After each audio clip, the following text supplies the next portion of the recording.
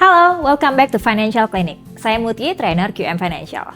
Kali ini kita akan membahas tentang pinjaman online. Bulan November 2022 lalu, publik sempat dikejutkan oleh berita tentang ratusan mahasiswa IPB yang terjerat pinjol alias pinjaman online. Walaupun pinjaman online sudah ada di Indonesia sejak tahun 2016, ternyata pemahaman masyarakat tentang produk ini masih relatif rendah. Sebelum membahas tip aman menggunakan pinjol, mari kita kupas tuntas dulu apa sih pinjaman online itu. Berdasarkan kategori produk, pinjaman online termasuk jenis layanan financial technology atau fintech. Di laman Otoritas Jasa Keuangan atau OJK, pinjaman online disebut dengan fintech lending. Pada awalnya, kemunculan fintech lending bertujuan melayani kebutuhan pembiayaan tanpa agunan bagi mereka yang tidak memenuhi persyaratan pinjaman dari perbankan tapi layak menerima kredit. Per November 2022, tercatat ada 102 fintech lending berizin dan terdaftar di OJK. Seiring dengan perkembangan fintech lending ini, muncul istilah pinjaman online atau pinjol. Keberadaan pinjol memberikan kemudahan akses bagi siapa saja untuk mengajukan pinjaman tanpa harus pergi ke bank. Selain itu, proses pengajuan pinjaman online relatif mudah dan dapat dicairkan dengan cepat. Nah, sekarang bagaimana sih tip aman menggunakan pinjol? Pertama, hanya gunakan pinjol legal dan berizin. Loh, jadi ada pinjol ilegal? Ada. Bahkan jumlahnya diperkirakan lebih banyak dari jumlah pinjol legal.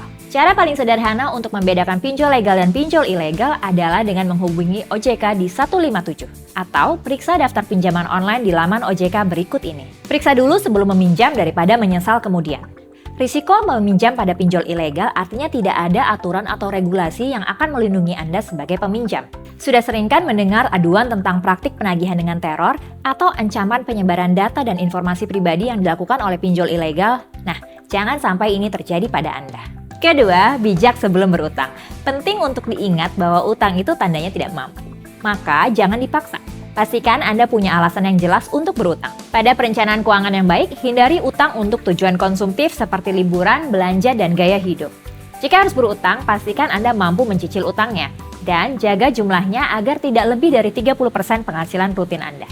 Ketiga, pelajari skema produk pinjaman online dengan saksama. Jika ini pertama kalinya Anda menggunakan pinjaman online, pastikan Anda membaca syarat dan ketentuan pinjaman dengan saksama. Pahami cara kerja pinjaman, besaran bunga dan biaya, serta tanggal dan prosedur penagihan. Beda aplikasi bisa juga beda skemanya. Jadi jangan lupa pahami dulu sebelum meminjam ya. Keempat, menjaga keamanan data. Jangan berutang untuk orang lain. Kalau orang tersebut tidak bertanggung jawab dan tidak melunasi utangnya, maka data kredit Anda yang akan menanggung akibatnya. Selain itu, jaga keamanan data pribadi dan aplikasi yang Anda gunakan. Jangan berikan password, informasi login, data, dan foto identitas pribadi kepada siapapun untuk menghindari penyalahgunaan. Kelima, disiplin membayar utang. Berani berutang artinya berani bertanggung jawab. Jangan remehkan utang walaupun hanya sekadar utang pada aplikasi.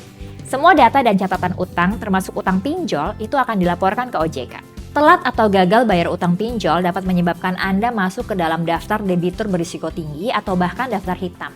Catatan utang yang buruk akan menyulitkan Anda mendapatkan pinjaman dari lembaga lainnya. Nah, kita sudah membahas 5 tip aman menggunakan pinjol. Pelajari lagi tip-tip tersebut sebelum Anda menggunakan pinjol.